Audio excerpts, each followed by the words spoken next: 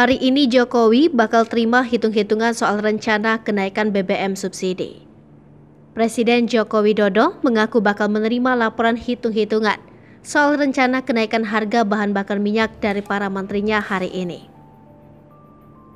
Jokowi sebelumnya mengungkapkan pemerintah masih menghitung rencana kenaikan harga bahan bakar minyak bersubsidi, imbas dari melonjaknya harga minyak mentah dunia. Jokowi mengatakan pemerintah melakukan penghitungan atau kalkulasi terhadap penanganan BBM bersubsidi tersebut dengan hati-hati. Pemerintah mengisyaratkan bakal mengambil opsi menyesuaikan harga bahan bakar minyak bersubsidi, imbas dari kenaikan harga minyak mentah dunia yang terus membebani APBN.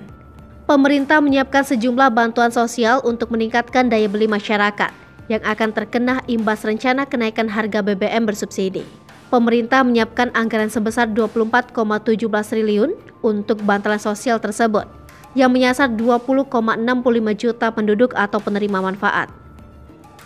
Bantalan sosial tersebut terdiri dari bantuan langsung tunai dengan anggaran sebesar 12,4 triliun rupiah. BLT diberikan sebesar Rp150.000 sebanyak 4 kali, yang akan dibayarkan per 2 kali. BLT tersebut akan disalurkan melalui kantor pos seluruh Indonesia kepada 20,65 juta keluarga penerima. Selain BLT, pemerintah juga menyiapkan subsidi upah bagi 16 juta pekerja yang memiliki gaji maksimum 3,5 juta rupiah per bulan, dengan total anggaran sebesar 9,6 triliun rupiah.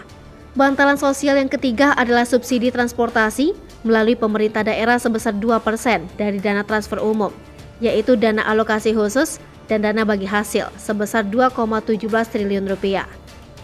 Bantalan diberikan dalam bentuk subsidi transportasi untuk angkutan umum sampai dengan ojek dan nelayan, serta untuk perlindungan sosial tambahan.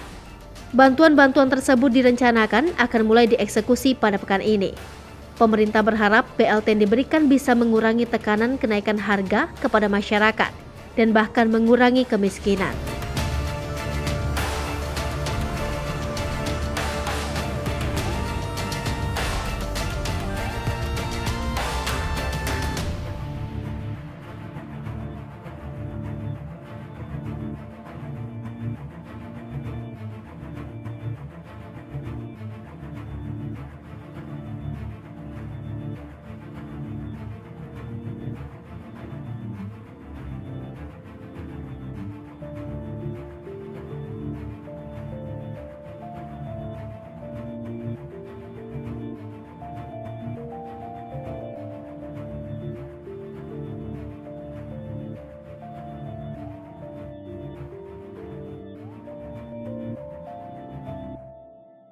Hai pemirsa Sri Popo TV, jangan lupa komen, like, dan subscribe, serta tonton terus berita-berita terupdate lainnya ya.